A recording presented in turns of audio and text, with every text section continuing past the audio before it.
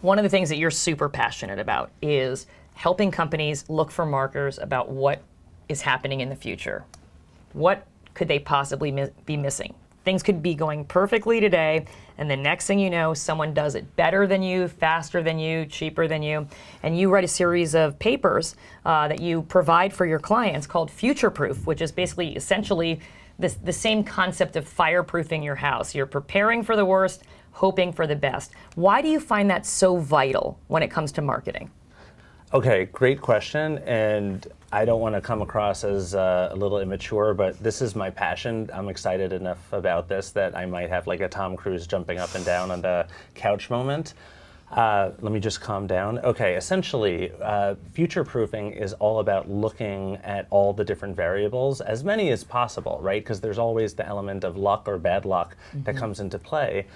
And I'm a really strong believer, a really big believer in looking in a very non-dogmatic way, looking at the data, and then breaking down a particular problem that we're trying to answer for a client. We try to hone in on it very, very specifically. So for instance, Snapchat. Let's take a look. What will its market share be by Q4 2018? That's a very specific question, and we can answer. If somebody asks us, Snapchat, what do you think?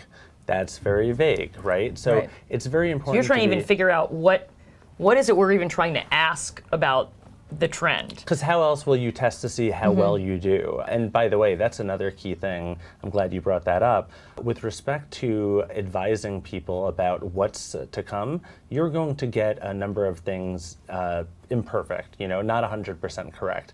The key thing then is to do a post-mortem and to understand where your weaknesses are as an organization. So to see essentially what did we miss, and why. And a perfect example, and Nate Silver says this pretty well, where if somebody says there's a 99% chance that it's not going to rain in the next week, and whenever they say that, it rains in the next week half the time, well then, it probably wasn't 99%, right? You can't blame them for it raining some of the time, but the probabilities you've got to be working on in that situation. So that's really what we try to do, and I think that future-proofing, the more time you spend on it as an organization, the better chance you're going to be able to be proactive rather than putting out fires as they arise.